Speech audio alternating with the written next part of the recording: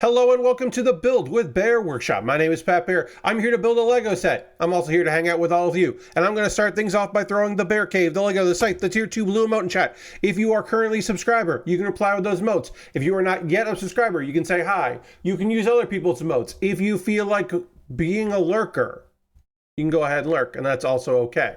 I am wearing green today, just so you know. It may look a grayish on camera.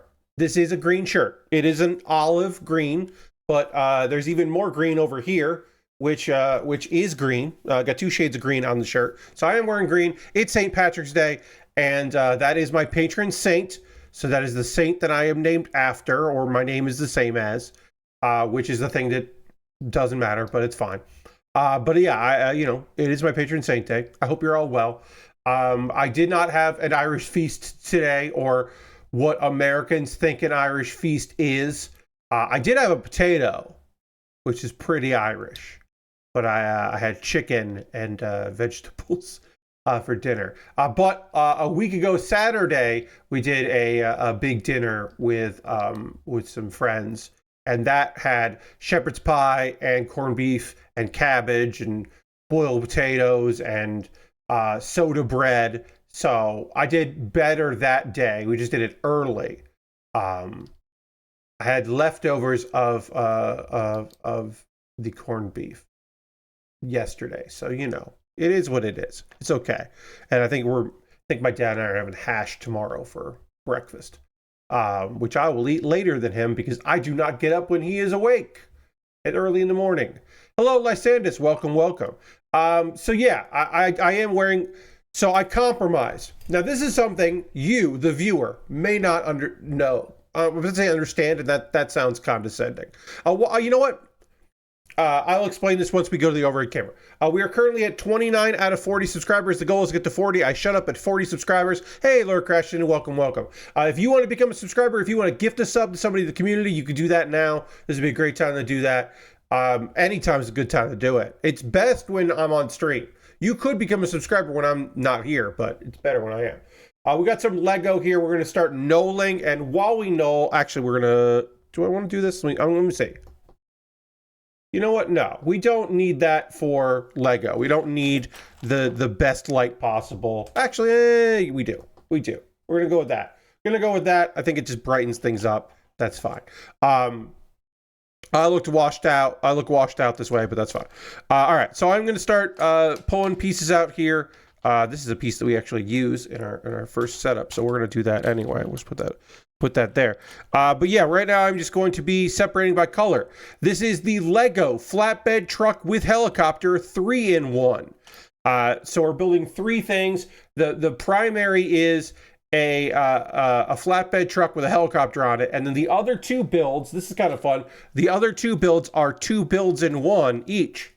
So it's a six-wheeler and a little biplane, and then the other one is just like two different kinds of cars.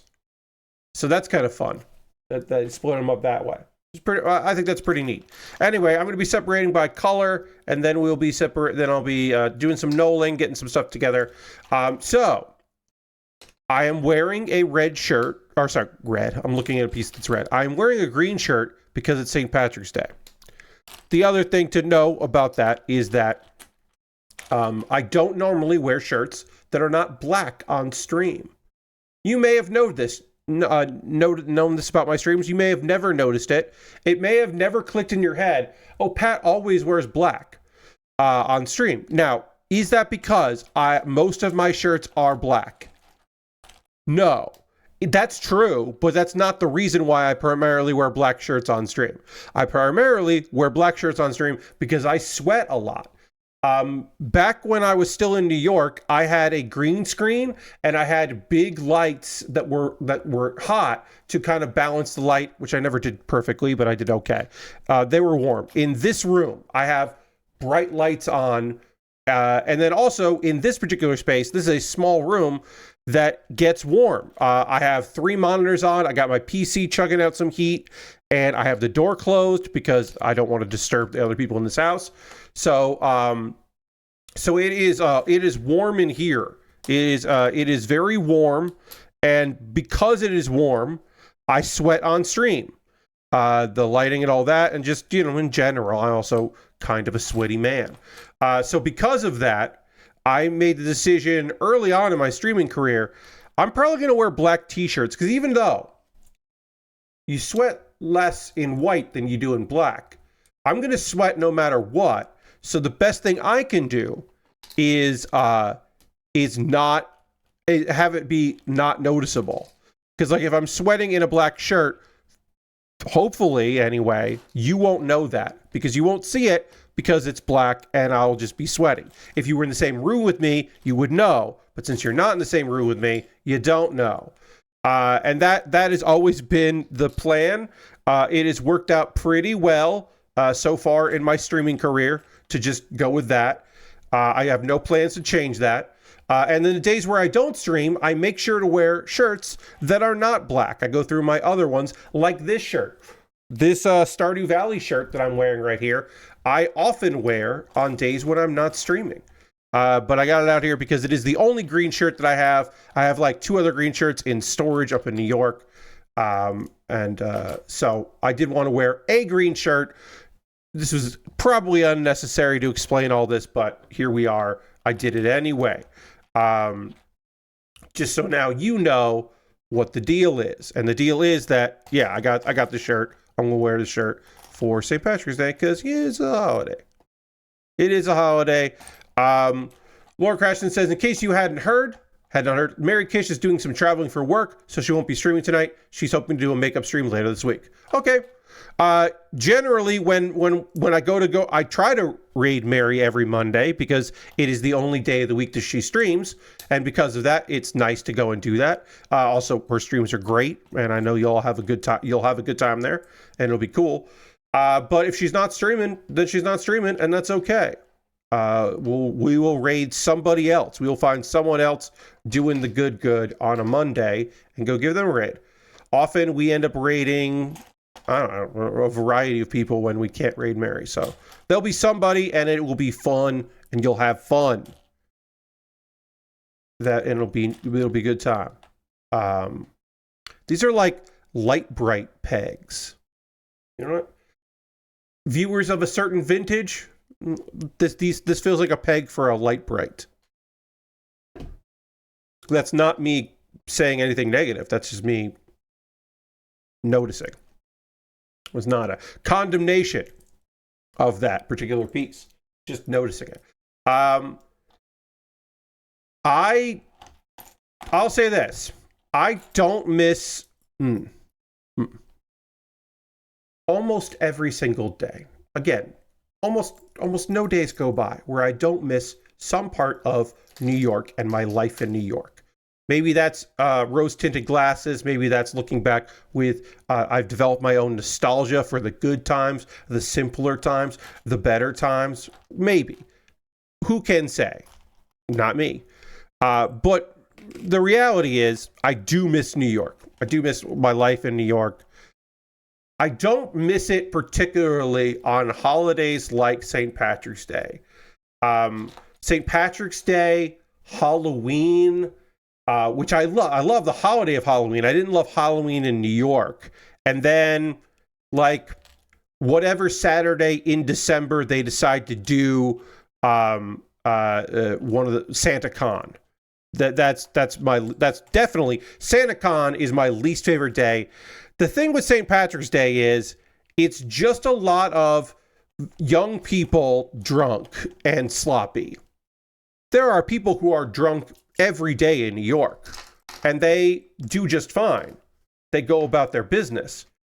But St. Patrick's Day becomes like amateur hour. And Halloween became amateur hour as well. When I first moved to New York, it wasn't that bad of a day. Halloween wasn't that bad. And it just got worse and worse over time. And then slowly but surely, it just became a day that I didn't want to leave the house. Now, St. Patrick's Day has always been a messy day in New York. There's one year where it wasn't. 2002. I probably talked about this on stream. 2002 was not a drunken mess of a St. Patrick's Day because it was the first major big holiday in New York since 9/11. Christmas was incredibly subdued in New York that year. 2001 Christmas was, tourism was way down, which you would expect and understand. I'm not pointing fingers, I'm not saying anything, but like a lot of Broadway hadn't really come back yet. A lot of businesses hadn't really opened.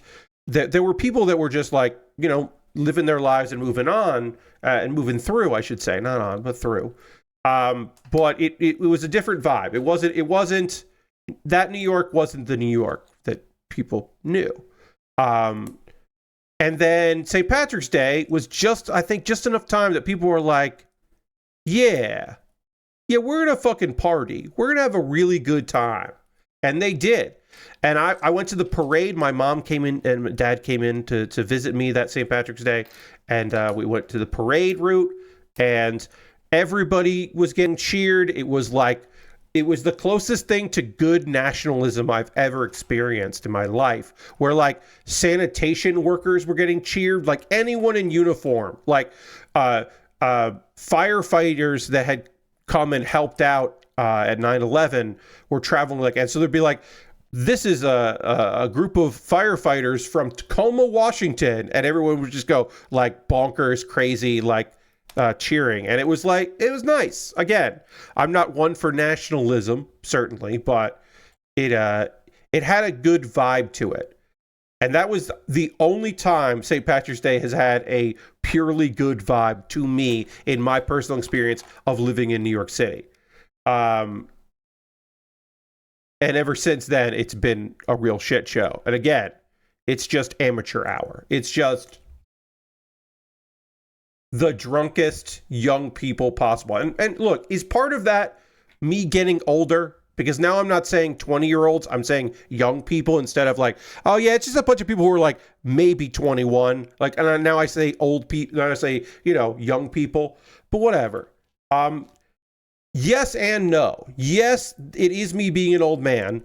And no, I've always been this way because I don't drink and I don't mind that people drink. I'm not one of those kinds of folks. I am not so anti-alcohol that I can't be a fun person to be around if you want to have a drink. Like, no, you can hang out, whatever. I've seen it all at this point. I don't mind that shit. But I don't like it when strangers are sloppy messes in my general vicinity, and I have to put up with sloppy messes. I do not need to babysit a bunch of sloppy people who I don't know. I had enough of that in my life with people I did know. There were many a night in my 20s and 30s where I would be at a bar having a good time, and it suddenly dawned on me via conversation that a friend of mine was so drunk that they definitely needed help getting home, but they weren't drunk enough where they couldn't coherently tell you to fuck off. They were going to hang out. So it was that in between where it was just like, okay, well, I think what I have to do is wait it out. I'm going to see if I can get you cut off. And if I can't get you cut off, I can get you slowed down. And then I'm going to have to hang out for like another hour and a half until you decide you want to go home. Because this is before Ubers, so I have to get you into a cab. And now I don't know, like now I have to wait. And then like I do know where you live. And nobody else around here knows you that well, except for the person that does know where you live is a creep. But he's like a respectable creep in the community. So I can't just tell him to fuck off because of local community politics.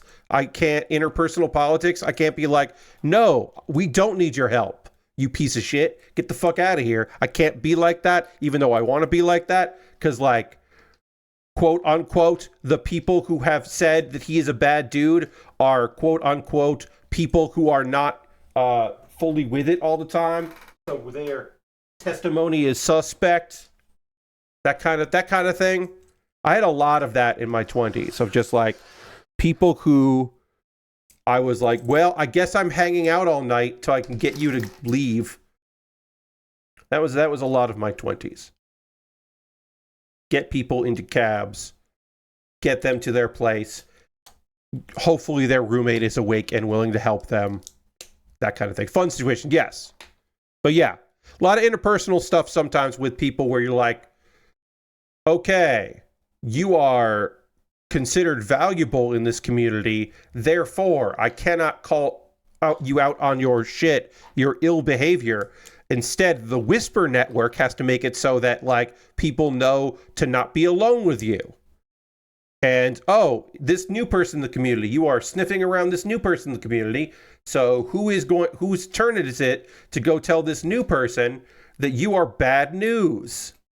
Cool.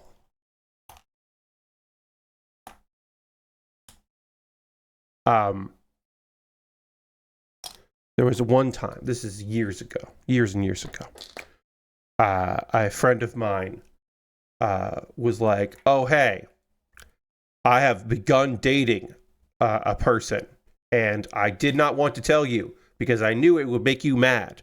And I was like, so do you think I'm mad because I'm jealous of this person? Or do you think I would be mad because you have heard from multiple other people that the person that you are beginning to date is a piece of shit? And she was like, both. And I was like, possibly fair, but the more to the second one. And I was like, look, we are friends. You are a grown adult. You are making grown adult decisions. I am going to tell you things to look out for about this current person that you have begun dating. Here are things to know when you need to get out. And I just began to explain a pattern of behavior that existed with this particular person, which was mostly just like, look, in about a month, 2 months, like he's going to be great. But in a month, 2 months, he's going to start being annoyed that you spend time with people that you don't spend enough time together. He's going to get annoyed by that. He's going to get annoyed that that you hang out after practice with your crew and you didn't call him and tell him because he would have come met you. And it's all going to be good intention. Like he just wants to spend time with you. And then it's going to be like, oh, well, it's weird that you still spend so much time with this guy you used to date. Like that makes me feel weird. And like, that's valid, except it's every guy you hang out with. Your current beau feels weird about. And then it's like text messages come in because you finally said you're going to do this thing and it's weird that he's so against it. But then you'll just get text messages like he's trying on purpose to ruin your good time, or he'll show up at places where he wasn't supposed to be because you're there. He'll show up to places where you didn't tell him where you were going to be. And so he tracked you down. Yes, it's ownership control stuff. And I was like, here are the things that he's going to do.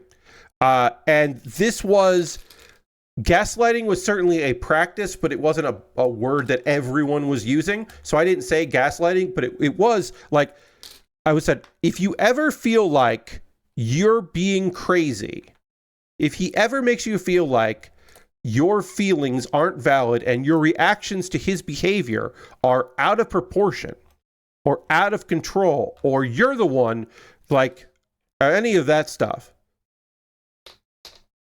Because he was smart enough, this particular person was smart enough that he never did shit like, he was never super obsessive.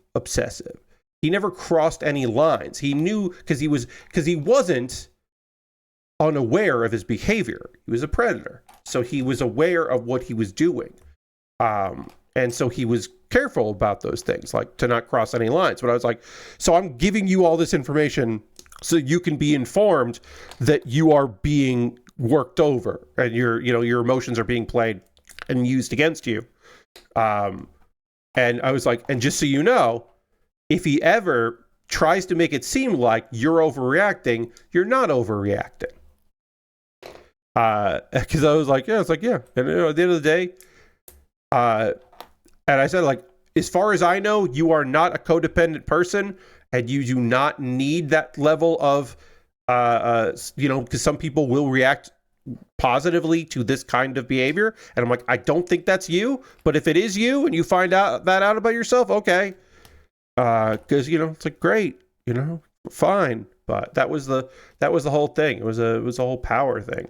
I will say this: that friend of mine did when I was seeing her, around, but we weren't hanging out as much. She did about 3 weeks later go, so he started getting weird, and then he was saying that I was overreacting.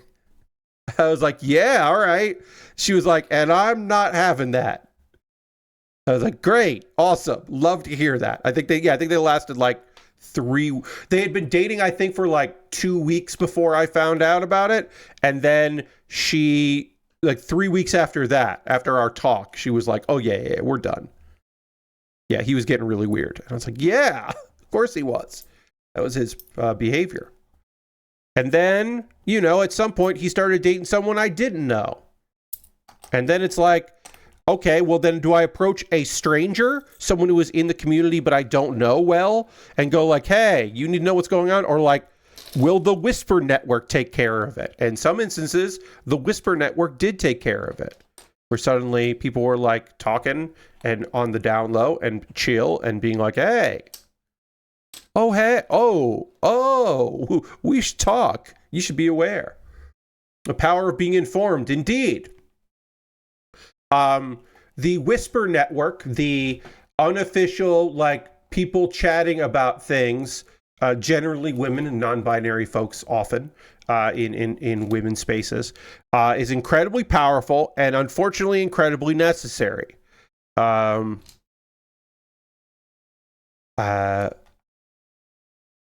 If you are in a mid to large size community that has existed for a while and has people coming and going, you unfortunately often have to rely on the Whisper Network, especially if that community has power dynamics at play.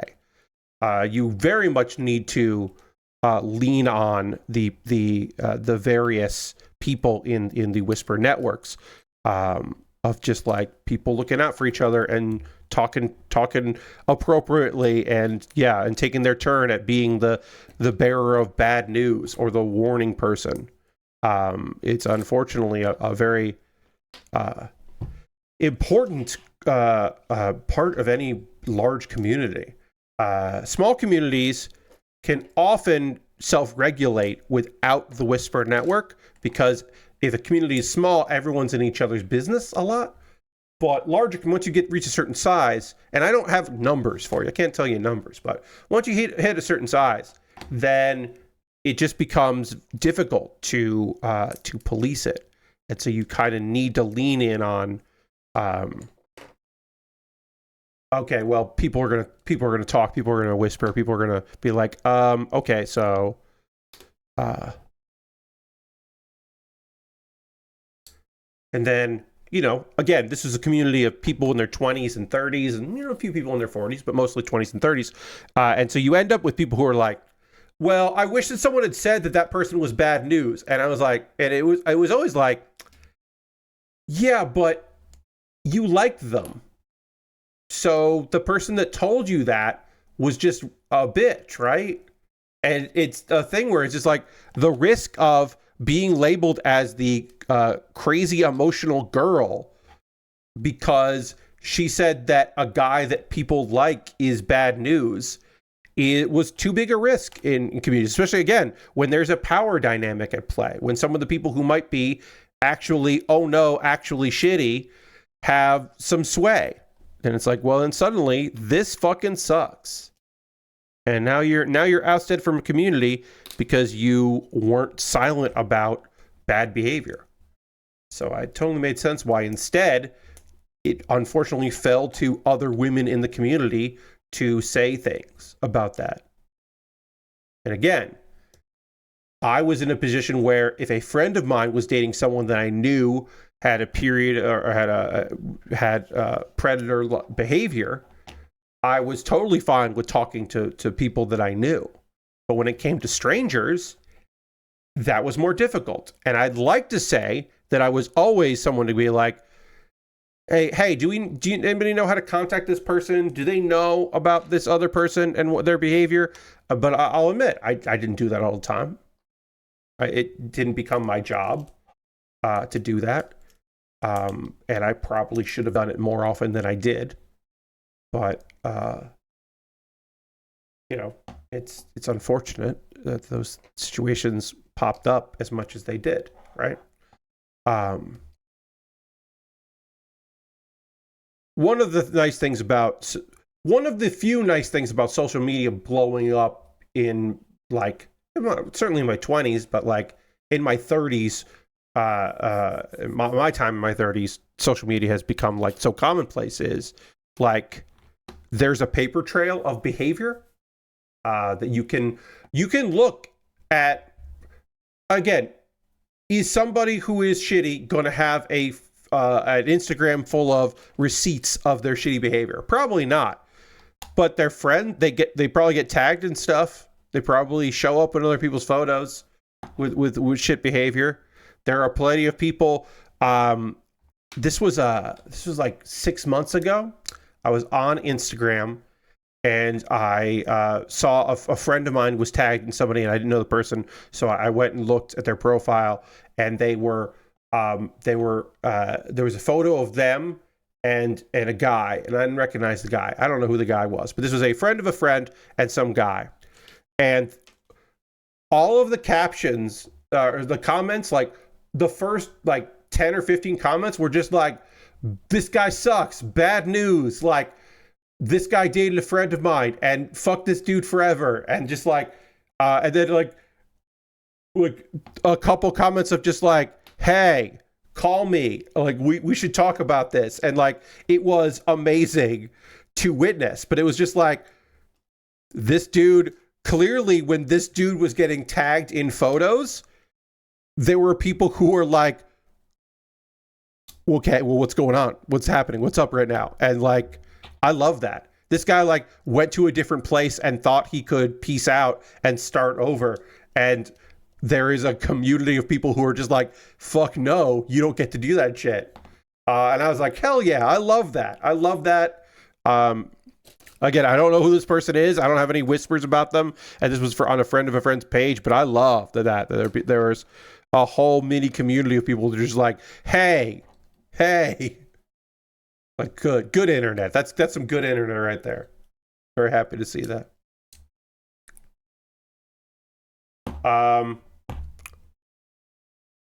Let's see.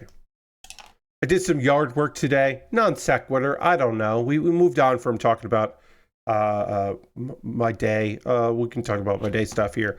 But yeah, I did some yard work yesterday. I mowed with the mulcher on because weeds are coming up. The grass is not really here. The grass is not really green, but a lot of like clover and a lot of weeds have come up. Now, if I had my way, we wouldn't have a front yard of grass. We would just have clover.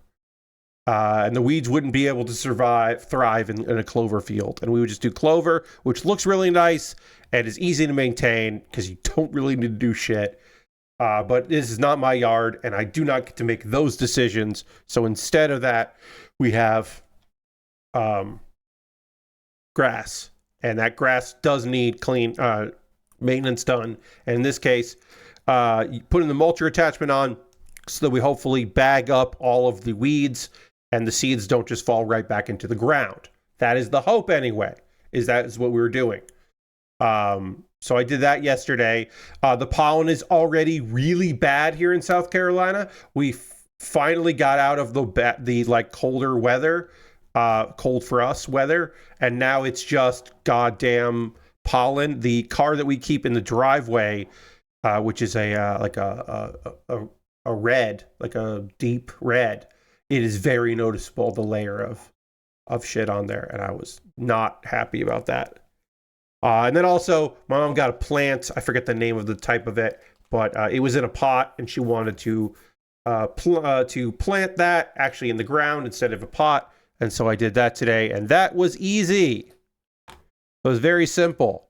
I will say that about this South Carolina. One of the benefits of South Carolina, this neighborhood in South Carolina, over the house I used to live in Connecticut, is that the soil is it's easy to do that work. I lived on a hill in Connecticut, and there were every time you dug into the ground, you came up with rocks, just rocks and roots, big tree roots and rocks. And it was a nightmare to do anything. When my dad had a garden, to clear that garden was a nightmare. It was so difficult to clear out all of that grass that we needed, or dirt and rocks and all that. That was such a pain in the ass. Down here, not a problem. So yeah, dug a hole, no sweat. I mean, a little bit of sweat because, sweating, but no worries on that one. So that was nice. That was fairly good news. That did not take too much effort. I've talked about this a bunch, but like, I don't know. I feel, when the time comes to get the work done, the yard work done, I always feel like, okay, like, I don't know. I finish it. I feel good that I completed the task, but I don't feel like accomplished. Like, I don't take pride in it. It's just work that needs to get done. And generally it's work that, like, I don't want my parents to be doing. So I do it, that kind of thing. Like, oh, you're going to spray weed killer down? I'll spray weed killer down. Let me do it. That kind of thing. Like, oh, you want to plant this in the ground, so we want to dig a hole. Like, no, let me dig a hole. What are you doing? That kind of thing. No, get out of here. I don't mind that. The data entry stuff that I'm doing right now, I have a data entry job, a contract gig that I do. And it's, I make and update and edit and make changes to PowerPoint presentations, docs, always in PowerPoint. Occasionally there's a company that does PDFs, but they are old Google. They're not Google Docs. They're old PowerPoint. So I do work in PowerPoint for them. And the current gig that I am working on right now is just full of technical jargon. It's the worst kind because it's hard to make sure that you are spelling everything correctly, because it's not, a lot of these words are not in my computer's dictionary. So I have to look up stuff and double check things and all that. That's the hardest. Below that is creating your own, because sometimes people, I'll say this, people have a great idea, and by people I mean folks in various industries where they are giving presentations. They have a unbelievably excellent idea of what they want, and it's not what they asked for. They know what they want, and they ask for a thing, and they're not always the same. Once the PowerPoint has been created, once the deck is done, then updating will be fine once they like it. But making the thing to their specifications and then going, actually, now that I look at it, I think those colors are wrong, or that's not the blue I was thinking of. That's a thing somebody said to me about 2 months ago, and I haven't stopped thinking about that. They told me what blue to use. They were specific in the blue font color that they wanted. It was numbers. I gave them the blue they wanted. But apparently, they had seen that on a white background and liked the blue, but they didn't want a white background. So when they saw the blue on a different colored background, they didn't like it. It's a black background with an image. They did not like that blue. And instead of saying, it's because the background color, they said, that's not the blue I was picturing. And it took me like, oh, okay, all right, well, what about this? What about this thing? What are that? What are this? And the only response I was getting from the client, I should specify, I'm not talking to the client with these. I am talking to my contact at the company that I work for, because I don't talk to clients. By decision of the company, I don't talk to clients. So which is great, actually, because then I don't get emails from clients all the time. But it does mean there's a delay in everything. So I'm working on something else, and then I get back like, oh, they really want this blue. And I'm like, that's the blue I'm giving them. And they're like, they really want that blue. And it's like, that is the blue. And eventually I go, should I change the background color? And I gave them it on an off-white. And they were like, we love it. Great. I'm glad you have, and literally, because my contact was like, I know that you've been, I've read all of these emails. I know you didn't change the color blue, but just so you know, the client thinks that you found the right blue because they haven't been able to recognize that they didn't like that blue on a black background. I just dropped a piece, but I think I have an extra of it, so, oh, I found it.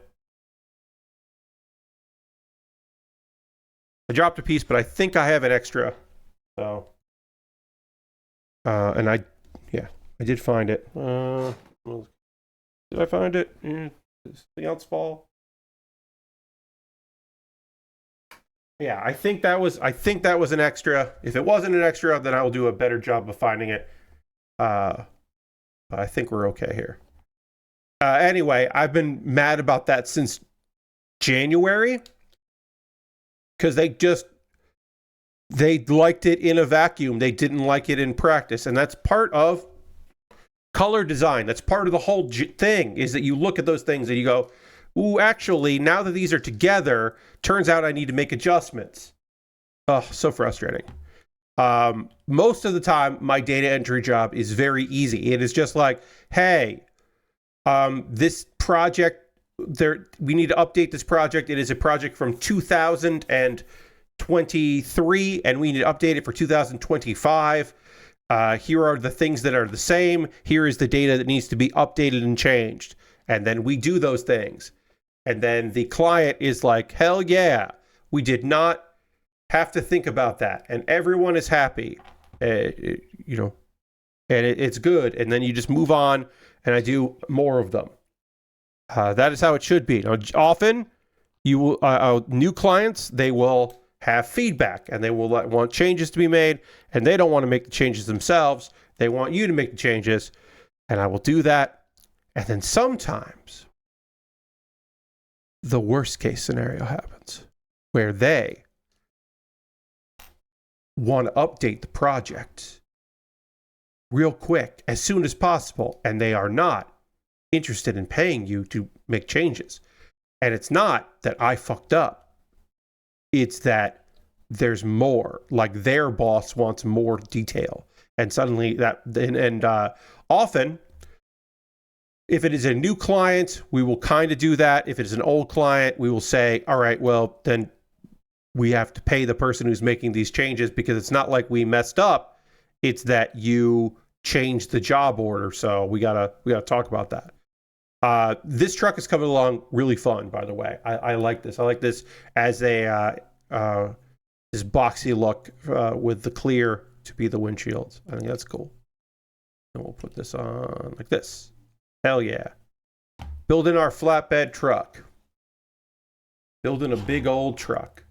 But yeah, when clients suddenly want a lot of changes, because some situation has changed, not because we did anything wrong, but because they suddenly have more info or more things, and then they don't want to pay, despite the fact that they paid for a certain amount of work, and then the company that is, they pay to do that is paying me to do this job along with a bunch of other people doing their jobs.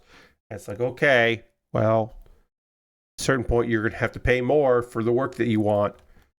People don't want to do that, so it becomes a haggle thing, and it's like, make the changes, and then we'll let you know if you need to.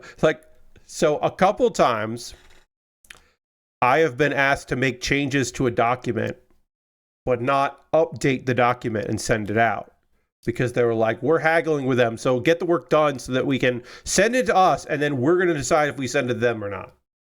And it's always just like, okay. You sure? But you're going to pay me, right? But you're going to pay me, though. to do the work, right? And the answer is generally yes. Like a couple times, I know I have been paid via the company that I work for when they know they're not getting any pay. They're not going to get paid for that work. But it's part of a larger thing, and it's a client they want to keep, and all kinds of things. It's a lot of that bullshit. I'm glad I'm not in that job because I don't have the temperament for it. I would just say, yeah, we don't work for free though. We didn't mess up, and it's not part of the contract, so no, we're not doing that. But that's not good for building clientele and getting repeat customers. When I mentioned how, there's a document that came out from 2023, and then they like updates for 2025. That happens on occasion. There are clients that, as long as I've been working for this company, they have every year or every 6 months or every 3 months had the same, come back to us consistently. But every once in a while, there was something where it was just like, oh, this place hasn't this place hasn't been here in a couple of years. And then suddenly they're back. And it's always like, you tried to do this yourself. You had a summer intern. Lord Crashton is surprised. Yeah, sure. You had a summer intern that you thought you could have them do the stuff. And maybe you could have. But the reason why you came to us in the first place is so that you don't have to do that work. The place that I have been working at for a number of years, one of their big selling points is that all the work is done in the U.S., that all contract employees, that English is their first language, or in cases I do know that there's some people that is not the case, they are comfortable with English, even if it is not their primary language, and that all the people who are contracted have been working there now on these projects now for a very long time. Which, I don't think outsourcing is a big deal for a lot of stuff. It sucks because a lot of people who work, who do outsource work are not paid well, and their conditions are terrible, whereas my conditions are good as a freelancer. Now, as a contractor, should I be more mad that this company that I have worked at for 2017? Yeah, that I have worked at for 8 years now? Should I be mad that at no point have they brought me on as a part-time or full-time employee? Partially, I should be mad. But I'm more mad that they don't have anyone in part-time or full-time that does the work that I do. That everyone that does the work that I do is contract. And they never bumped up those people. And they survive by having lots of contracted people that do the work. And they're, that's that I should be madder about. But when I started doing this work, it was like, I would say like, hey, I can do a project a week. It was just some extra spending money. I would do like a project a week, and now it's as many as they can give me, I do. But yeah, I was in a position where I just needed, I needed the work at the time, and so I took it. It was just a little extra income now and again, and now it is one of my primary sources of work. So I don't get super mad about that stuff, but I do get a little mad about it. Maybe it would be great if I was part-time or full-time there and not just like whenever. That would be great. But that is not in the cards because that is not a thing they're interested in doing. All right, let's get this on here. This is coming together real nice and easy. I love a 3-in-1. I do love working on a kit like this. Oh, I am dropping some kilobytes here, so it's going to get real gross and ugly looking on stream here, but we should be bouncing back. It has been a while since that happened, so my apologies, everybody. We did not disconnect, though. We did not drop any frames. It just got real ugly. We went real SD here instead of HD, but it looks like we're perking back up. My internet was a little wonky today, so I'm sure that's just part of it. I did refresh the router because that often helps, but that apparently in this case did not help enough. So hopefully we'll be good for tomorrow. Tomorrow should be fun. Tomorrow is WWE 2K25. Our first look at WWE 2K25. I have a bunch of creator wrestlers. The big change this year is intergender or all gender wrestling is a thing. There are a couple caveats to that. There are belts that only, like the major regular belts in WWE are gender specific. So you can't have Seth Rollins compete for the WWE Women's Championship. It's just not a thing that they let you do. And you can't have, on the other side, Becky Lynch challenge for the Universal Championship. So, for the first time ever, or so first time since we've done this, the NXT titles will no longer be the big titles that we do in BW, Kuma Baer Wrestling. Instead, there are a couple belts in WWE that are all gendered. The 24/7 title, the hardcore belt, and some made-up belts. So I included some made-up belts for WWE. I went and downloaded some tag team titles so I can use that. Tag team titles that I can set to be all gender. Because I don't want there to be any gender divisions in this. So let me find the 2K24 lineup so I can tell you the names of these ones. So all our previous champions are no longer champions. I wanted to include the women's Money in the Bank ladder match winner, Pam Marjuku, but no one has made Pam for the PC version of WWE 2K24, so I could not do that. All right, I gotta find this document here. Let me find it. Apparently, it's not showing up. Here it is. I gotta bookmark it. I'm gonna bookmark it so that way I can open it a bunch, and then it'll show up in my shortcuts. The Multiversal Infinite Championship is a made-up title that WWE created, and that is going to be our main championship, the big one.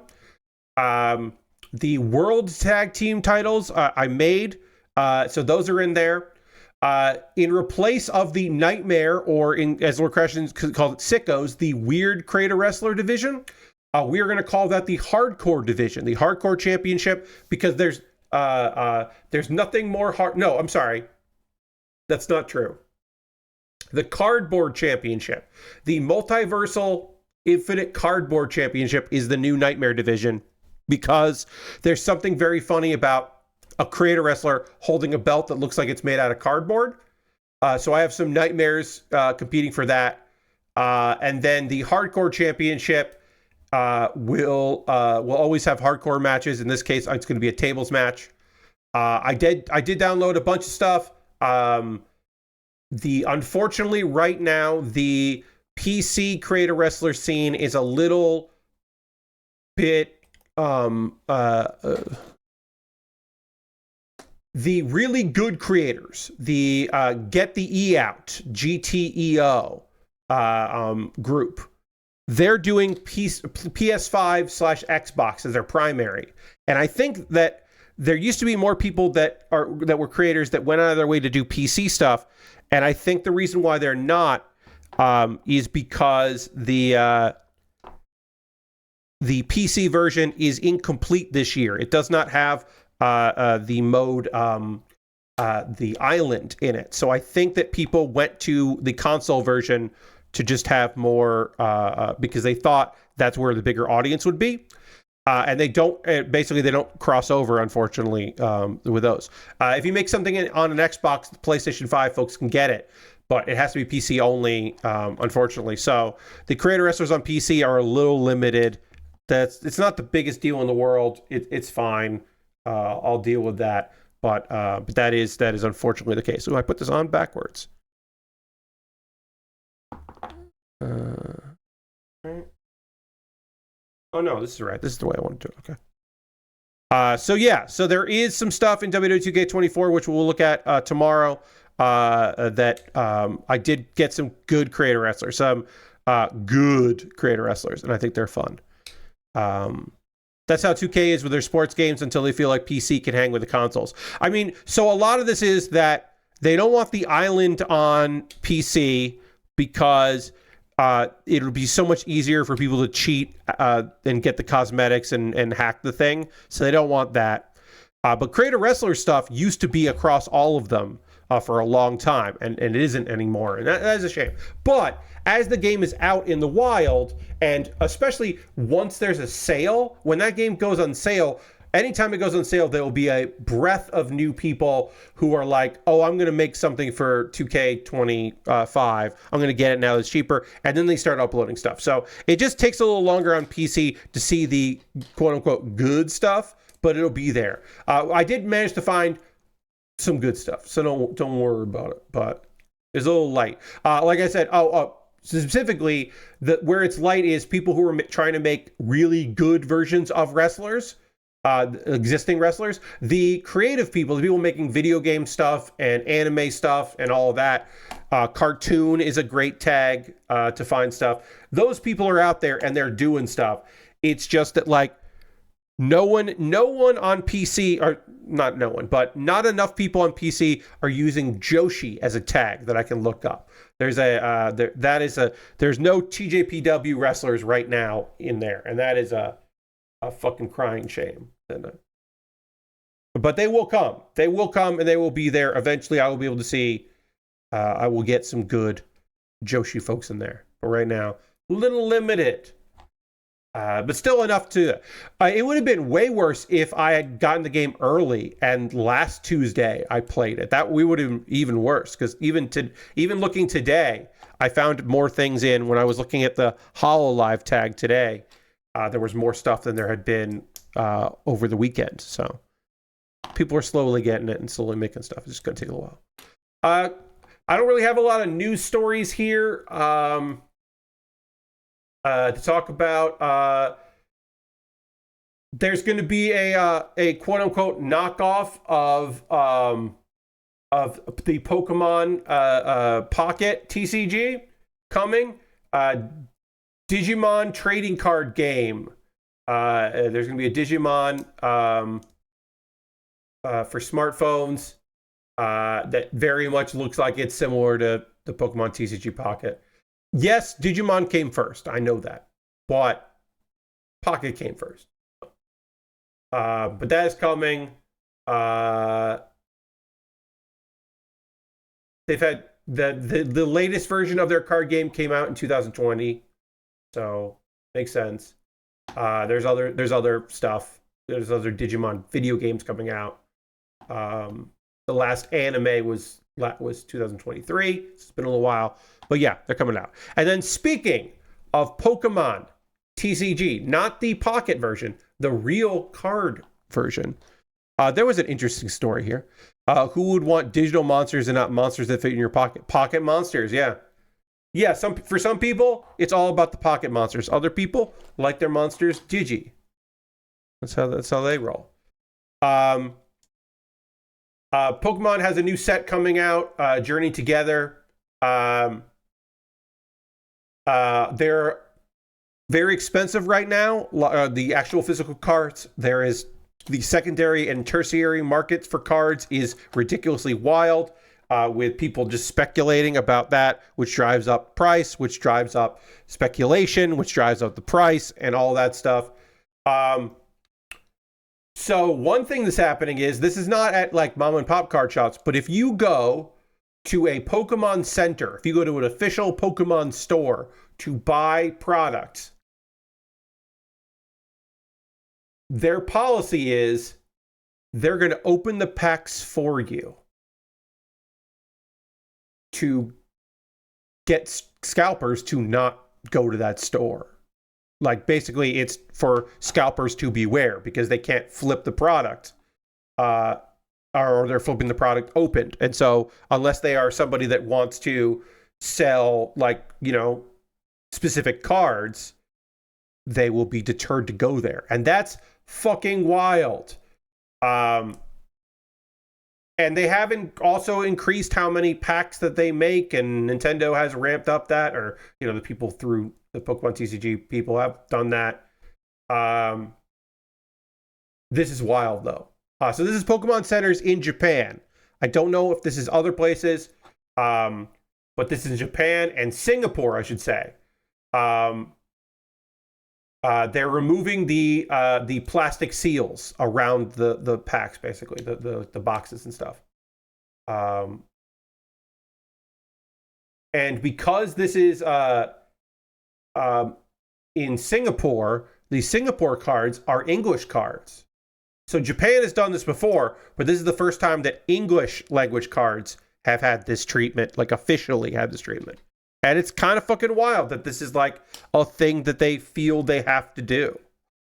But these Pokemon centers are that, you know, there's not in the US. This is not saying that third-party retailers are going to do that. I don't think they would, but I think I could see some people doing that, especially if they've had issues like times where scalpers have started like fighting each other in stores to try to get products. I could see them having to do this step. It is believe me, it's a fucking wild step to feel the need to do that stuff, but okay. To feel the need to do it, but I mean, I do get it. The feeling that they have to. I think I might have put this together wrong. Let me look at this. Look at this now. No, that's right. Okay, so it goes like this. But this has a piece over it. Did I miss a step on this? Okay, so I build this, and I build this, and that goes on like that. That flips over. Oh, I'm wrong. Okay. This doesn't scoot over. This goes on the second one in. I was wrong. I was doing this wrong. Hey, Harold. Welcome, welcome. Happy to have you here. Welcome to the party. We're going to do a pause to the calls in a little bit. Right now, I'm working on some Lego. I've got a Lego flatbed truck with helicopter, 3-in-1. We have built the truck, the flatbed. We're going to build the flatbed next, and then we'll throw some stuff on there. Oh, Dirty's here as well. Welcome, welcome. But yeah, happy to have you all here for us. So yeah, we'll take a pause to the calls in a bit. But right now, I think I got through all the news. Again, on Monday, a bit of a slow news day. Not a lot to talk about. In the second hour, we will talk about some anime. I will recap a bit of the 10th episode of ZENSHU because I was talking about that on Thursday, and then we got raided, and so I stopped talking about ZENSHU because I didn't want to talk about the 10th episode of an anime with a ton of people that aren't here normally. But we'll talk about the recap bit of the 10th episode and then get into the 11th episode. I also have a manga to recommend that I have been reading weekly that has been pretty fun. So we can talk about that as well. As I work on this flatbed, but we'll take a pause for the cause in a moment or two. Talk about ways you can support the channel and all that stuff on this fairly casual St. Patrick's Day. St. Patrick's Day, it's my day, my patron saint day. It's not my birthday, but it is my patron saint day. Y'all know my birthday is in June. I haven't really figured that out yet, have I? When I'm going to do that. I mean, that's the next subathon will be in June. Because my birthday will be a Monday. I could do it on my birthday. I'll probably do my subathon on the 20th, which is a Friday. And then take the 21st off. And yeah. Because that way, I get the double benefit. I get the subathon to celebrate my birthday, and then I get my actual birthday on stream. And I'll probably go out with my folks that day before. That's the plan. That makes sense. And then I can do a Friday afternoon, like long stream to try to get in the people, get in the money. Get that money. Do all that. If you are someone that, because some of y'all here do this, if you are someone that has a subscription to Wrestle Universe and you have not seen the incredibly fantastic Tokyo Joshi Pro Wrestling Grand Princess 2-5, which was their most recent big show. That was this past weekend. Phenomenal show, very good. Willow Nightingale versus Miyu Watanabe. Phenomenal, great. A match they were supposed to have years ago, but due to visa issues last minute, Willow couldn't make it out. Now she's there. It was great. They're both in a different position than they were when they were going to face each other. That was truly phenomenal. Meiko Satomura with what we assume is her last, because she's retiring next month, so soon to be last Tokyo Joshi Pro Wrestling appearance against Yuki Arai. Was short but sweet and really fun to watch. It has been. I feel blessed in an age of in an age of this technology where so many streamers exist. I can watch all of Meiko Satomura's last matches, last hurrahs, because they're all on some streamer or free on YouTube or whatever, and I can find them. So I can watch a wrestler that I have been watching for 20 odd years, who is only a couple months older than me, go on her farewell wrestling tour. She's been wrestling for 20 something years, even more than that. But it's phenomenal to watch her. For her, also Meiko Satomura is currently still being paid by the WWE. She has been on the books as an NXT wrestler since NXT UK, because she didn't want to go to the States, so she worked for the NXT UK, and she did a couple dates in New York, but she is still on the payroll somehow, and that's fucking phenomenal. They basically paid her not to go somewhere else. But she still owns a wrestling promotion in Japan, Sendai Girls, and she performs there and other places in Japan, which she can just do. And I fucking love that. They did a house show tour in Japan, and she performed on that, and that's very cool. There's a match with her and Bailey, 2023 or 2024. It's really fucking good. And clearly a fucking dream come true for Bailey. So we love that for her. Anyway, now is the part of the stream, friends, where I'm going to talk to you about ways that you can support all of this and what I do here. Everything I'm about to talk to you about here is optional. You are under no obligation to do these things. If you would like to, you're more than welcome to. Love to have you help out. But you don't have to, but you could. If you are currently a subscriber to the Build with Bear workshop, you can throw the Bear Cave, the Lego, the Scythe, the Tier 2 Blue Emote in chat. Being a subscriber is the easiest way to support what I do here through Cash Money, or you could use your Prime Gaming token. If you have Amazon Prime linked with your Twitch, use that token on me. That'd be great. If you're not using it at all, please at least use it for somebody. You're already paying a lot of money for Prime. At least you can do is take that token and make sure that somebody's getting some money, because it's just money out there. You're already paying for the token, kind of. And then also, you could be like Puppet Jared, my old friend Jake. You could be like Jake, and you could throw a gift sub. You could be part with Jake on the gift sub leaderboard. You could also do a cheer and top the cheer leaderboard. It would be cool. We're currently at 29 subscribers. The goal is to get to 40.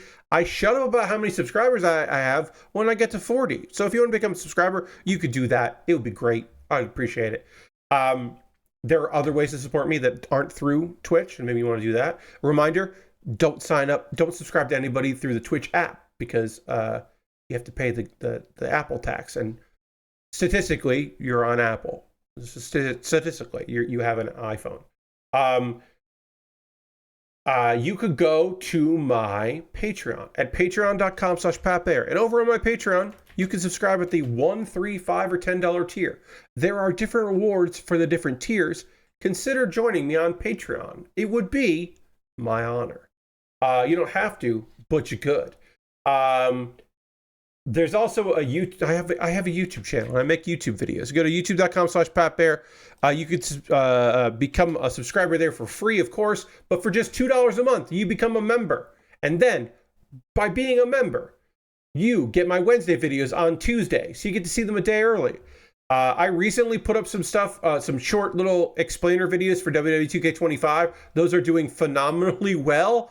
But my other video stuff is about anime and occasionally other things, occasionally wrestling, but generally just about anime. But take a look at the channel, see if there's something there you'd like to see me do more of. I promise I'm not going to make my channel only about WWE 2K25 tips and tricks, because that's not what I want to do. I do not want to be a tips and tricks. But also, those videos seem to help people, so I'm happy to do that. Let's see. If you want to support me, but you don't want to do a monthly thing, but once in a while you want to chip in a couple bucks, you could always go to my PayPal or my Ko-Fi and do a direct donation. Everything I make through donations like that, through YouTube, which includes AdSense, so watching my videos helps me out, through Patreon and through Twitch, all goes into a fund. And through that fund, I take money out to buy model kits and Lego sets. I bought this. Your past generosity has helped me purchase the Lego set I'm currently building. I do have a backlog of model kits. I've got some old kits and some new kits and a bunch of different things and things. And I'd be happy to build those.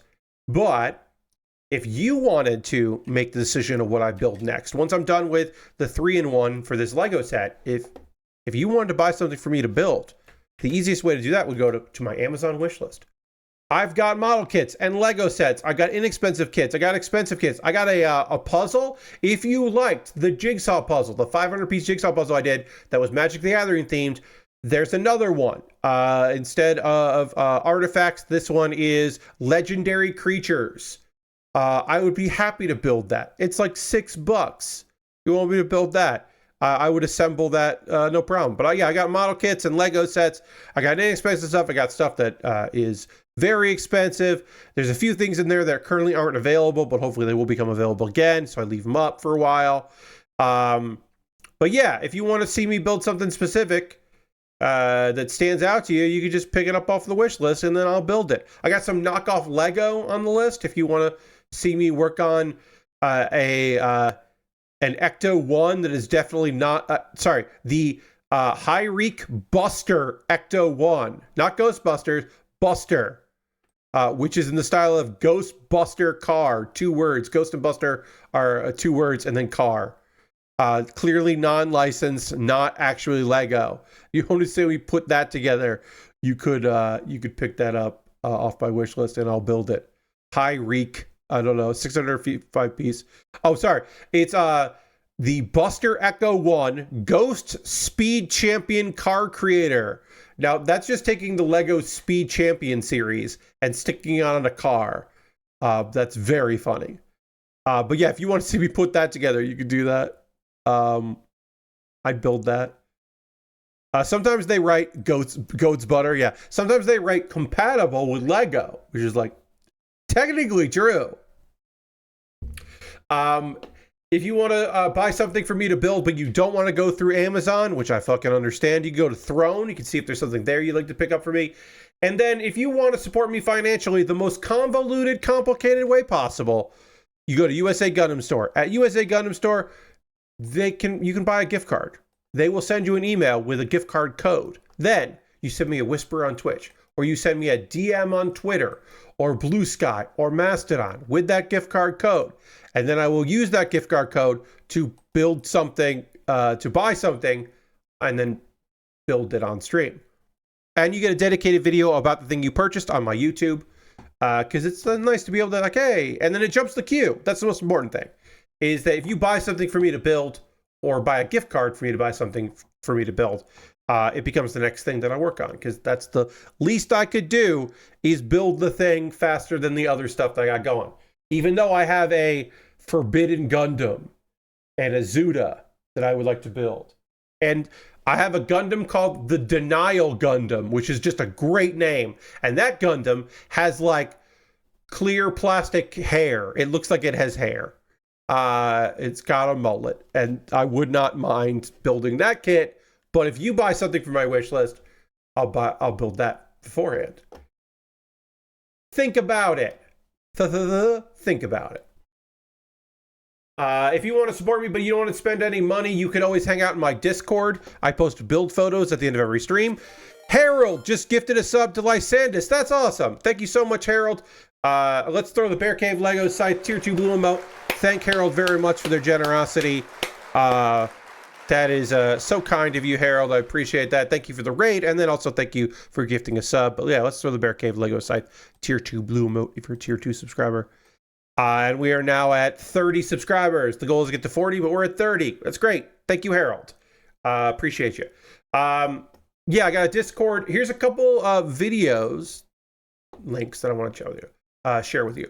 Pat Bear's Anime Club. I put up a new episode of Pat Bear's Anime Club out today, and my latest episode is me talking about obscure anime. I make 4 anime movie and show recommendations. How did I decide that they're obscure?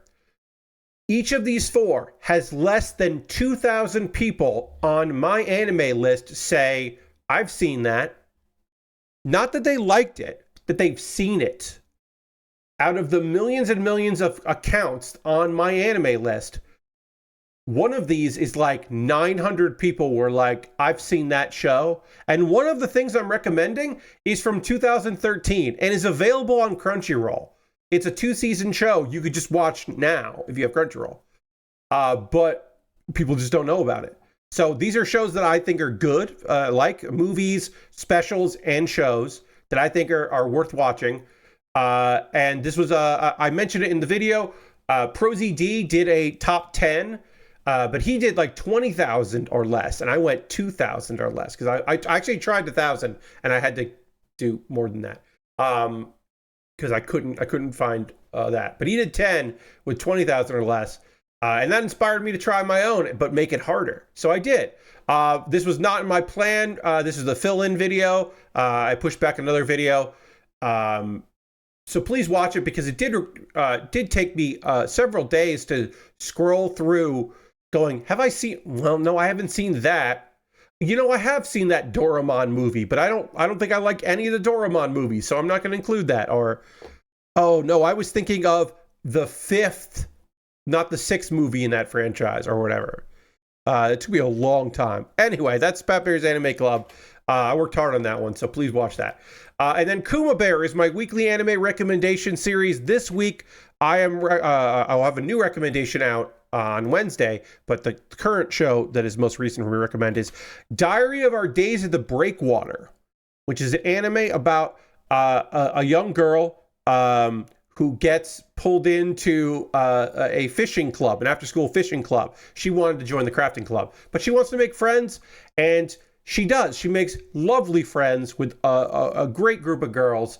You can learn about fishing, or you can just hang out and watch girls doing things. Aristofan says, happy St. Patrick's Day to my favorite Pat, and then gifted a bunch of subs. Let's throw the Bear Cave Lego site tier 2 blue emote in the chat. We went from 1 gifted sub this stream to 6 total, and we're on a hype train. So enjoy those gifted subs. Daddy Paprika, great name. Falk Nasty, great name. Meat Zad, good name. D-25, good name. And Sephitus, good name.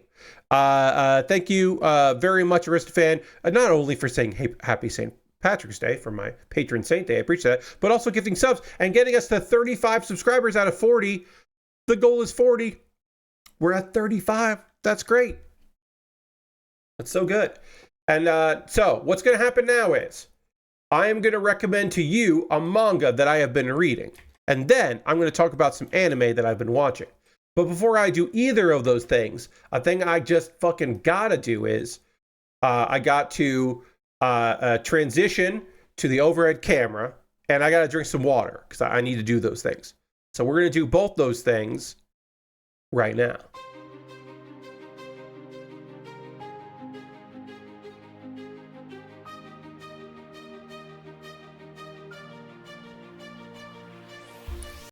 And we'll switch the camera color here.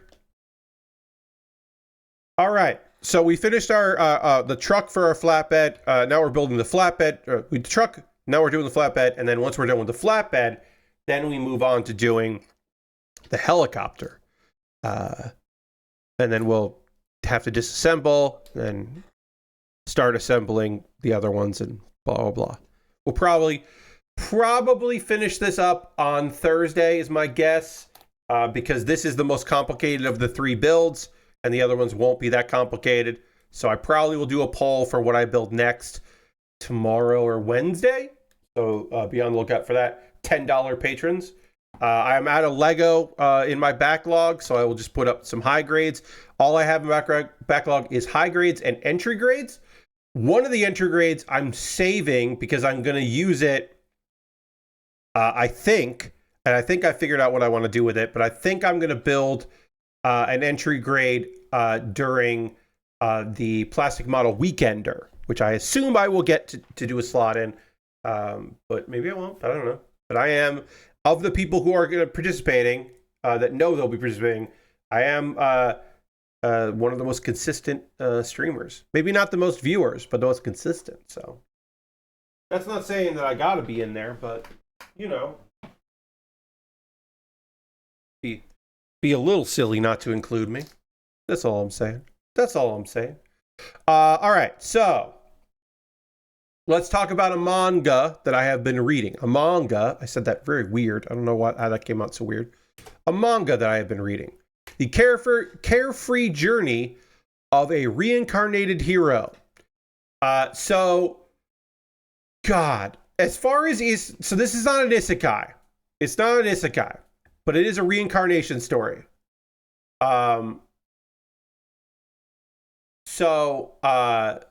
It's in the same universe years later that this kid goes out there. But basically, we find out the backstory pretty fast. There was a guy named Leon. He became the hero. He was an adventurer. He could do sword fighting. He could use magic. He could heal people and himself. He was like the ultimate dude. He was one kick-ass dude out there doing his thing. And the Demon King had arisen.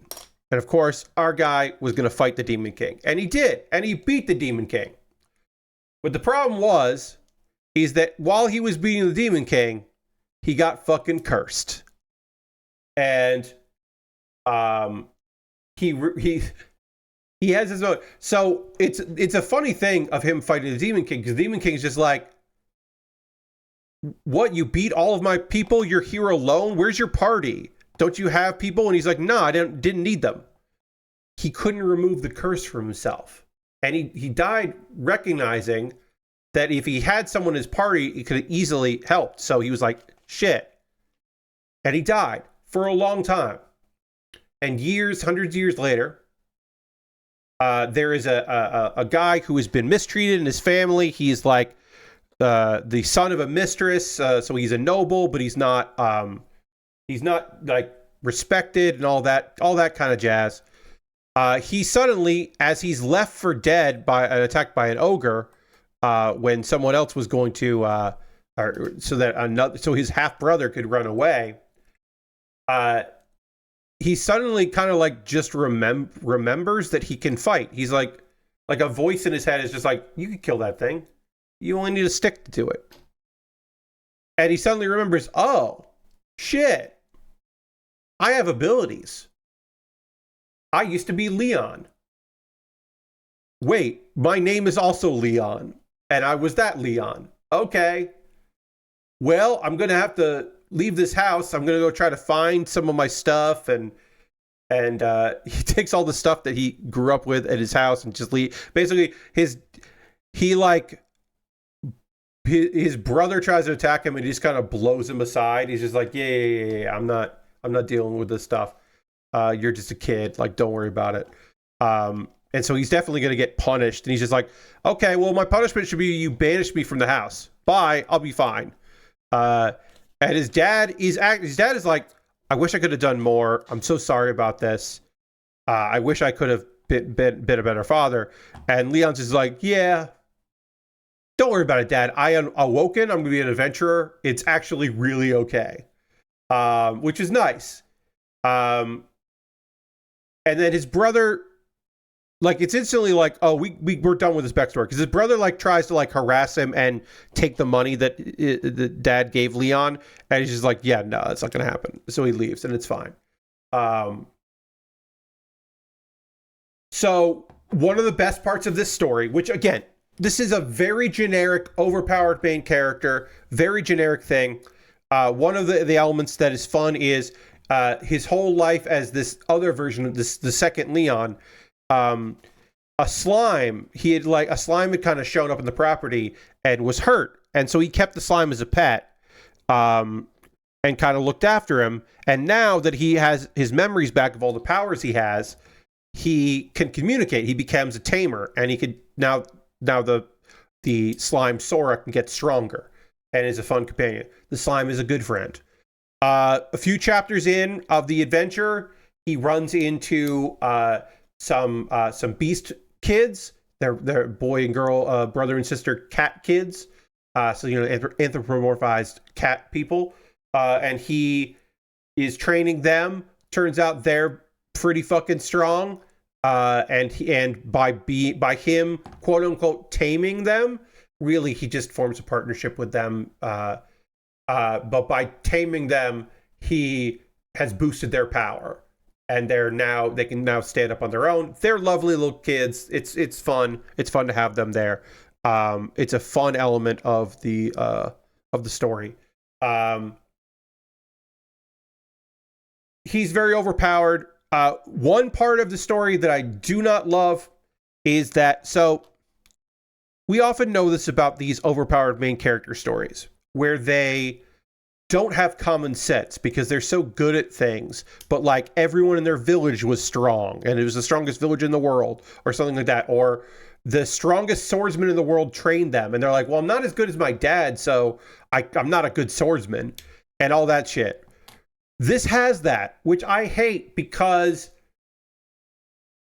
it's never assumed that the original version of Leon wasn't self-aware, but this version of Leon, for comedic effect, is just like, well, yeah, healing spells can take care of undead. Everybody knows that. And then it's just so that people can say, no, that's not normal, you're a weirdo. For comedic effect, and it's really annoying because, as I said, other characters have to call him out constantly, and he has no common sense, and I don't like that. We'll put this like this so you can see how it looks. I don't like that. I think that is bad, actually. So that is my one negative comment about the Carefree journey of the Reincarnated hero, is that I don't love stories where the main character is... I don't mind it when the main character doesn't necessarily trust their own strength. Like they have like personal reasons why they don't believe it, or they've been put down for a long time and they can't come to terms with the fact that they're actually strong and they've grown. I'm like, I can kind of understand that. But in this case, there's no reason why he shouldn't have common sense, because he just got his memories back. It's almost like he wiped his previous memories of being a young person. And it's like, that's weird. But they don't do that. They don't follow up on that, which also could be interesting. So yeah, common sense eludes our main character in weird ways, and I don't love that. But other than that, Carefree Journey of the Reincarnated Hero is an accurate title. It is carefree. He is having a good time. Problems do not remain problems for too long with our guy. And even now, as it's getting into like, oh, there's some demon shit happening, and like, shit's probably gonna hit the fan and be fucked up, I'm not worried about it. Like, yeah, he's gonna defeat all the demons pretty easily. He already defeated the Demon King. The only thing he needs is to have a party member that can dispel curses, which he doesn't have right now. Once he has that, he'll be unstoppable. So yeah, the Carefree Journey of the Reincarnated Hero is a fine enough read. I think it's on Manga Up. I can't remember. It's on Manga Up or Alpha. I don't think it's K-Manga. But anyway, you'll find it out there if you're looking for it. A bunch of chapters are out there already. A good read. Now I'm going to talk to you about... I'll do a brief recap of episode 10 of ZENSHU, and then I will do episode 11 of ZENSHU, which is this, I believe, the second to last episode, and really got me. It really got me going. Yeah, I believe next week is the last week of it.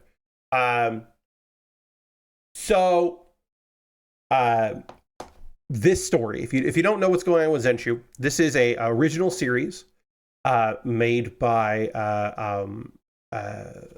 who's making this? Wait, I know who's making this.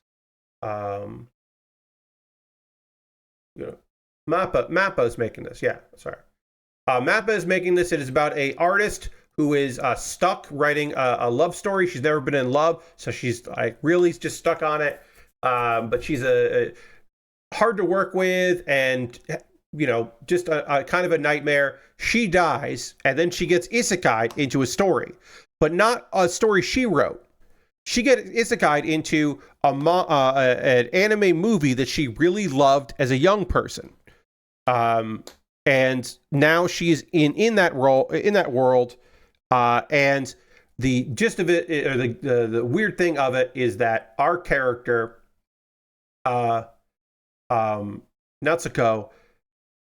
she can create things from her imagination, things that are references, things that are originals, and put them in the world to change the story. Because this story that she is in, this anime she's in, is this tale of these characters called voids that attack, and there are these MacGuffins that need to be saved by the 9 heroes. And the story originally ends with the main character losing his mind and bringing about the end of the world because a person that he loved died.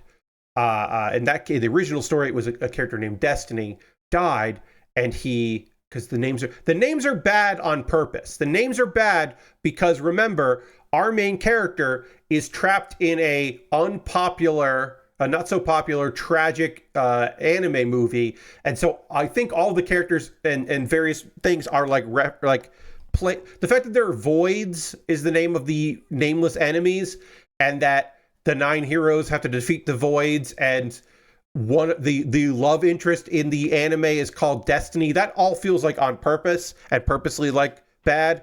But some things keep happening. Kamataro, who's a bird in that world, is actually the original creator who also died of food poisoning the same way ZENSHU did. And she is mad that even though the end of the world will come and she will also perish, she is mad that her story is being rewritten. And so in episode 10, the end of episode 9, the only character that survived, a robot that survived, died, sacrificed itself. And so everyone's freaked out about that, because the story is kind of different, but also kind of the same.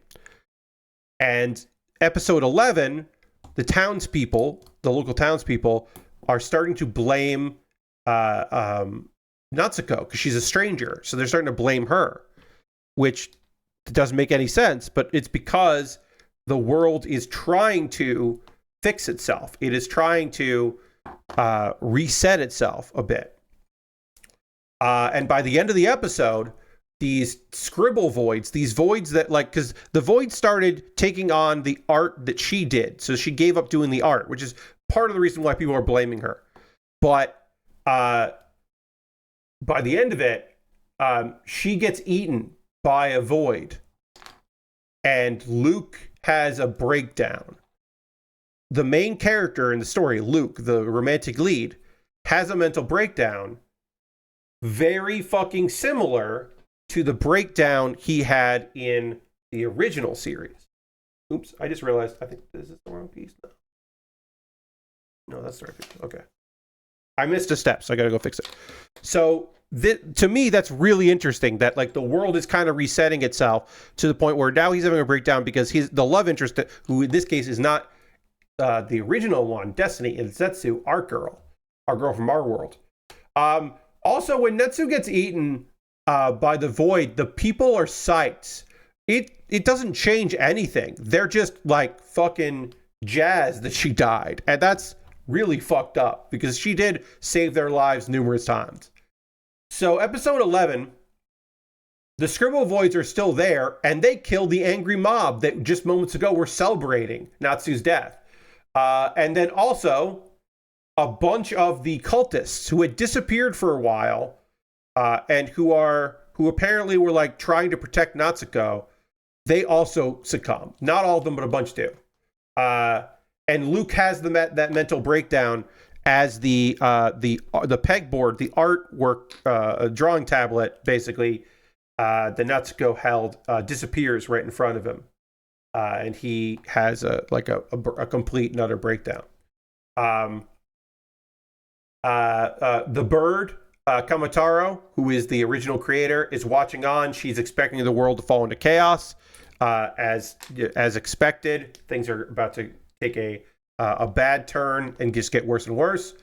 But inside the scribble void, Natsuko is still, I guess, kind of alive, and she's being tormented with nightmares of people from her life telling her that she's a bad animator. And she's having this like really rough time. And then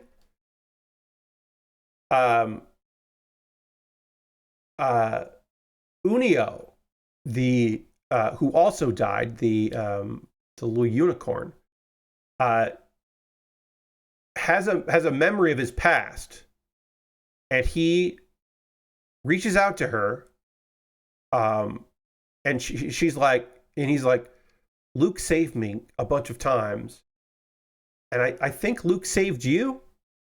And then we find out some backstory, some flashback backstory that I think is actually all of the Natsuko backstory has been fun, because also, hey, secretly this was a queer anime. A couple episodes ago, we found out that women have also had unrequited crushes on Natsuko, making this a queer anime. Because none of it was tragic. It's just disappointing that she didn't reciprocate any of those feelings, or was even maybe aware of them. Okay. Oh, so this is it goes like that. So that way it's a little. We're building our helicopter here. Yeah. Okay. She has a flashback in which, at some point in her life, she was really down on her own art. She wasn't feeling it. She. As a child, she was 13. She was thinking of giving up animation and doing art because it just wasn't working. And those people that were telling her she was bad were starting to really affect her. And then she went and saw the movie that this anime is based on, or, The Tale of Perishing. And she's in this movie theater, and she's remembering how Luke, the main character, even though he does lose his mind at the end, his heroism inspired her. He became her favorite character for a long time, and drawing him kind of awoke something in her in her art style. And even like we see her doing well and drawing fan art and stuff, and having the guts to get into the school she was applying to and making it in that school and having her career. And a big part of that career is due to the love of this character. And we get to see that, and it's really nice. And then, in a bit of a heavy-handed moment, a younger version of Natsuko, like who would have been in that movie theater, shows up and gives Natsuko a new art spot, a new pegboard, and a way back to that anime and world, and to continue to encourage her to keep drawing. Meanwhile, a couple of people that are still alive have figured out, or they're starting to figure out where the scribble voids came from. These little scribbles, these like doodles, where they came from. But that might not mean anything. Oh, also, some of the cult members of 5 are trying to rebuild the robot, and I'm not sure if that's going to be important or not, but they're trying to rebuild the robot. But all of that may not be important, because Luke, who has definitely succumbed to his own grief and gone cuckoo, destroys the soul future, the big MacGuffin, the last thing, so that way the ultimate void can be created and kill everyone, which is how that movie ends. So Tale of Perishing, we might be seeing the conclusion of it. We'll find out next episode. All of the Natsuko flashbacks were really powerful and really well done. The voice actress was really nailing it. It was really believable that this character could inspire someone to pursue the art that they loved. And it was just like, I don't know. It rang true and felt really good. I felt, it felt earnest and earned. It was a very fun. This is one of my favorite episodes of this show. A show that was very surprising. That you may remember. I'd watched the first episode. I was like, eh, and then people were like, Pat, there's a cat themed wrestler in there, and I was like, all right, I'll watch it. And then I was like, oh, okay, I am digging the show. So this has been a big surprise for the season. One, because we didn't know until it started airing that it was going to be an isekai, and two, it's really good. So next week, right? I'm gonna hold on. Yeah, I believe next Sunday. Next Sunday will be the final episode because I believe it is only 12. Let me look up on this winter 2025 ZENSHU 12 episodes. Okay, yes. So Sunday will be the last one. So next Monday, or late night Saturday, technically Sunday. We'll talk about that next week. The conclusion of ZENSHU. Luckily, I'll be able to see the last episode before I do my spring wrap up / fall preview, or winter wrap up / spring preview. Jesus, those words came out really fucking wrong, Pat. Which will be next Tuesday, not tomorrow, but the following Tuesday is when I will talk about all of the anime. Those streams are very long, often. I will try. Luckily, there's a bunch of shows this season I just gave up on, so like I don't have a lot to say about some of them. But there will be plenty to talk about in the spring preview, because there's going to be, I think, quite a few good shows out in the spring that I'll be watching. Still don't know. A few shows I definitely won't be talking about like in a recap format, unless I really want to. I might, because it's often weird for me to talk about season 2s of shows. But I don't know. I might do. I've been killing slimes for 300 years and blah blah blah. Maxed out my level. Season 2. I might do that because I'm pleasantly surprised that there is a season 2, and that first season was just really fun. So I might do the second season. I'm definitely going to watch it, but I don't know if I'm going to cover it. I never really know going in. Like, I knew that I would talk about Daima, like Dragon Ball Daima. I knew I would cover that every weekly, because I was like, that's an interesting show, and that's something that I'm like, I thought there'd be good conversation about a new Dragon Ball, and we got to experience a new Dragon Ball together, because I didn't do it for Super. So I was like, oh, it'll be cool to do that from there. So I'm glad I did that. But the other shows, like ZENSHU, I didn't even think I was going to be watching. Sakamoto Days, I wasn't sure about. Soriari Utility, I wasn't fully convinced about either. I mean, there's so few girls doing things shows lately that I knew I was going to watch it, but I didn't know if I was going to cover it. But I'm glad I did, because I do really like it. Let's see. Now is the part of the stream, friends, as I continue to work on this helicopter over here.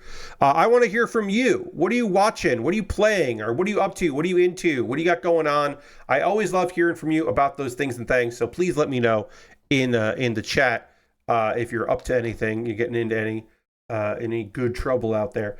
For me, we got a Hearthstone update coming next week. A new expansion comes out next week, so I have been playing a lot of Hearthstone, just trying to get gold, because I don't pay for packs. So instead, I use gold to buy packs, and I always like to start the season with a lot of gold. I think I have like 8,000 right now. I've got a good amount of gold. Lord Crashton wants me to dance button, and I will hit the dance button. Thank you, Lord Crashton, for using your channel points. And while I'm doing a little dance, if you want to tell me what you've been playing or watching or reading or anything like that, let me know in the chat. Oh, yeah. Okay. Yeah.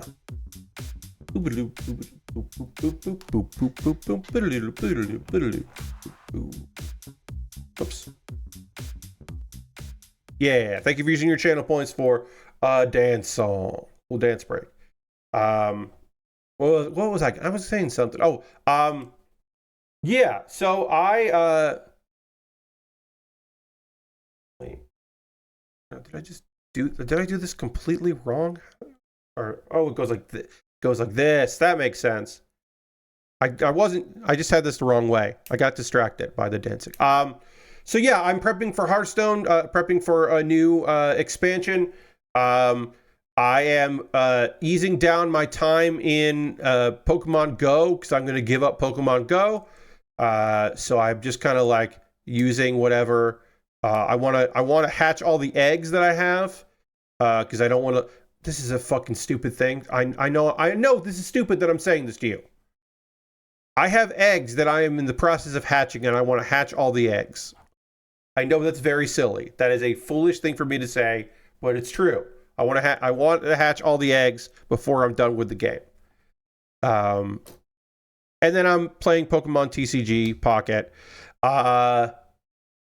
Also this weekend got WW2K24 loaded up so that I could get that ready to go. Or 25. I'm going to say 24. I got 25 ready to go. So that way I could, have games and stuff or Creator Wrestlers ready for tomorrow. There's a bunch of stuff that I guess I need to unlock eventually, but I have not done anything to unlock those things. I did not get any of the DLC, which eventually I might get depending on case-by-case basis if I buy any of the DLC. I bought all of it last year and didn't buy any of it this year, and I don't think I necessarily will buy it, but maybe I will. I don't know. This helicopter is here. We have built the first of 3 builds. I will disassemble this for the rest of the stream after taking a photo, and then I will finish disassembling this off stream so that we can start Thursday with one of these 2 sets. Probably the one with the little plane first. So we did finish our first build. This is the most complicated of the 3. I'll take a photo of that, and then I'll start dismantling so that we can and taking it apart so that we can reset on Thursday. We'll just get all these. Here's all the pieces we didn't use, which we should. Some of these are extras. Some of these will just be used for the other thing. But let me take a photo of this first, and then I will disassemble this build. I almost started disassembling it, and I hadn't taken a photo yet, and there would be only video evidence. I've never had that where I didn't take a photo of the thing I worked on and then did like a Lego set and then disassembled it. I don't think I've ever done that. I would have had to use a screenshot. That would have been bad. I'll also show it. I'll take a photo here and then we'll just get like that. And then let me turn this so you can see that there's the helicopter. This is what the truck looks like. The wheels don't turn, but this does pivot so you can get around places. And then the helicopter does that and does that. And then doesn't stick here, but just kind of hangs out there, which is dangerous. This is not strapped down. Should be, but it's not. Other than that, for video games, as I start to null here to disassemble, so that we can rebuild, and I'll do the rest of the nulling myself later. But I'm just gonna disassemble while we're talking, and I'll do the rest off stream. While I do this, I'll say that is there any other games that I've been playing? Not really. That's about it. I've been playing a lot of Hearthstone and then prepping for the stream tomorrow. And downloading CODs and then editing them because sometimes people make Creator Wrestlers, they don't have any names, or they don't have entrance music. They don't pick an entrance. They just use the default. And so I go in and make sure that everybody has it. So I went and did that for every Creator Wrestler, and I had to find them and pick them and download them and then make sure they at least looked kind of what they're supposed to be, or they look so much not like what they're supposed to be that it's fun. So I did that. Wristfan says, been busy. I've been playing Suikoden Remaster. Nice. A game I've not played for decades, which has been cozy. Hell yeah. I love that. This weekend, I saw the film Mickey 17, which was good and weird. And I also saw a live production of Noises Off. Oh, okay. Yeah, I've heard good things about Mickey 17. Well, here's the thing. I've heard mixed things about Mickey 17, which is what you want, right? You do want some people to not get it. Not all the time, but sometimes you want a movie that like some people just aren't appreciating. Like a mixed bag on occasion can be really good. There it goes. That got that piece out. Because it does mean that like somebody's not vibing with it because it's taking risks or making choices that people didn't necessarily all universally love. So that sounds good. So I figured things about that, and I'll probably watch that later. Just Under Spicy says, I'm late to the stream, but hi, Pat. Hey, Just Under Spicy. I want to say that now. I jumped ahead a little bit to say hi. Welcome. Happy to have you here. Yeah, we're getting close to the end, but, you know, you got a little bit of time as I take apart some Lego here. Get ready for the next stream. Lord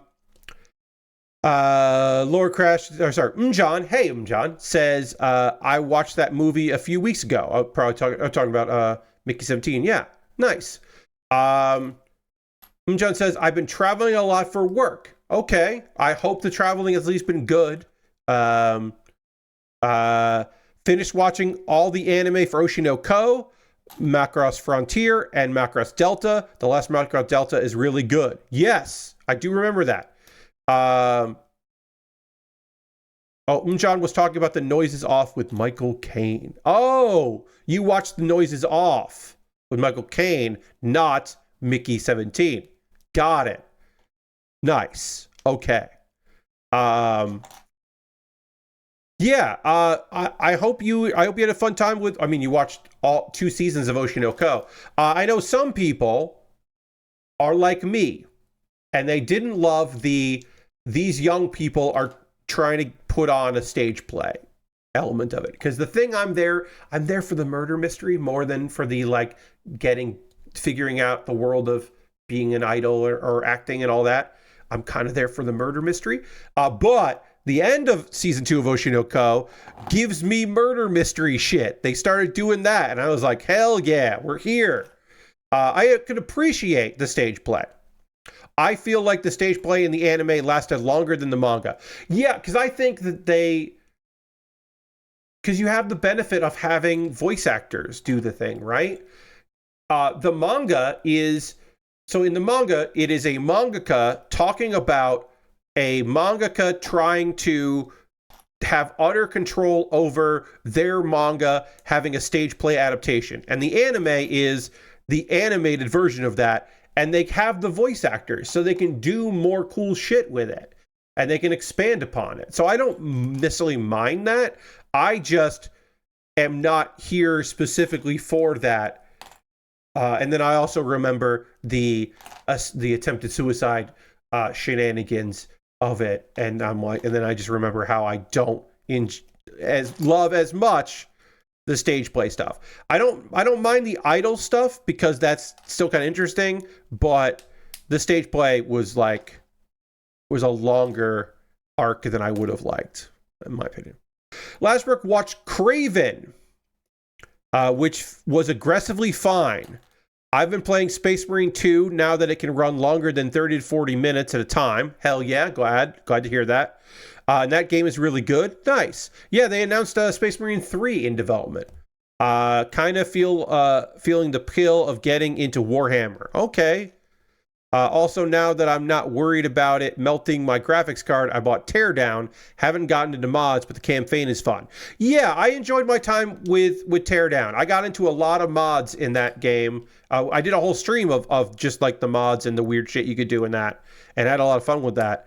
And the game itself, I think, is pretty good. The game itself, at some point, gets... I feel like maybe now it's better than it was when I played it, but when I played it, it had a sharp difficulty curve where suddenly every stage fucking sucked shit. And I was like, am I missing something? But I was just like, it went from like, this is a fun sandbox to you were asking me to do something fucking impossible. And that wasn't fun. But overall, I do think Teardown is really good. And Craven was described to me by a friend as the best of the best of the not Spider-Man movies that doesn't have Venom in it. So the Venom movies are still better than the other ones, but my friend who watches every fucking movie. Liked Craven better than what's the other one? Madam Web and is Morpheus. He liked Craven better than those, which again, faint praise. But it did seem to kill this whole experiment, so that's good. Lashberg rather watch Madam Web again. At least it's bad in an interesting way. Okay, yeah. I don't know. Lord Crash says, I caught up on the My Hero Academia Disney Plus Hulu has so far, which seems to be it for this season. Love the big confrontation by Ocha and Toga and the conclusion to that whole thing. Yeah. So I don't talk about My Hero Academia all the time here, but I'm still up to date on it. And this last season that aired, which is a bit ago, was really fucking good and also hard to watch in some parts, and not a slog, just heavy. It's a heavy. It's got some fucking weight to it, some heft to it. But I said this on the stream I did with my friend with Xandra. When Deku becomes Spider-Man, when Deku stops being a Superboy and starts being a Spider-Man, that game or that show really picks up for my enjoyment. When he starts unlocking the other powers, and one of them is just like body whips, and he basically becomes Spider-Man. I'm just like, because here's the thing, Deku has always been Peter Parker. He's always been Spider-Man. Because All Might is Superman, and Superman picked a guy who, through circumstance, became a hero and got abilities. So he's always been Spider-Man. It's just he didn't have the Spider-Man moveset, and now he has a Spider-Man moveset, and that's just fucking great. It's weirdly paced at times, but focuses on the right things most of the time. Yeah. It's just a heavy show, and I think I believe Vigilantes is coming out this year, maybe next year. But the next My Hero thing is Vigilantes, which I've never read, and because that to me was not interesting. The idea that like the very concept of it, I was like, because like I'm not a anti-hero. The only true heroes are also villains. What is a man? All that stuff, no, like people that are just like, oh, my favorite My Hero Academia character is Stain. And it's just like, no thanks. Not me. So I was just never interested in Vigilantes. I mean, I hear people like it a lot. I don't know. Maybe I'll check it out. But I do like My Hero Academia. All right. He's no gentleman villain. All right, we don't have any time left. I'm gonna null this myself off stream. I'm gonna finish nulling here. It's wild that the manga show My Hero Academia illegals in Japan. Oh, it's called illegals instead of vigilantes. Yeah, I understand why that's not called illegals anywhere else. Maybe it is other places. It's not in the U.S. In the U.S., it's vigilantes instead of illegals. My Hero Academia illegals is not what it's called. Yikes. Guess that. Yeah. Okay. Well, on that note, on that bit of information, I am going to raid. That's how we're going to end that's how we end every stream, not just this one. I'm not doing anything weird tonight by raiding. This is not a new thing that I've never done before. Because as Moonjon says, we always end with a raid. Mary's not streaming tonight, so we're going to find somebody else doing cool shit out there that we want to go spend some time with. And we're going to go spend some time with them and see what they're up to. How long has this person been streaming? How long have they've been going? Oh, they've been going for 7 hours. I don't know how much longer they're going, but Sebmal is streaming. We're going to go raid Sebmal. Sebmal has been playing Final Fantasy 1. This is the 6th stream of that. So we're going to go hang out with Sebmal as they play Final Fantasy 1, which is wild. I don't know how much longer they're going, but we'll go hang out. I want to thank everybody for coming out. I hope you have a great rest of your stream. Or night, I should say. Thank you for being on my stream. I hope you come on this raid. I hope you come back tomorrow, 9 p.m. Eastern, for CPU versus CPU matches in WWE 2K25. It's a new 2K20 game. We got some new matches to show off. It'll be fun. I hope you come hang out with me for that. I will see you on the next one. Goodbye, everybody. Goodbye, goodbye, goodbye, goodbye, goodbye, goodbye.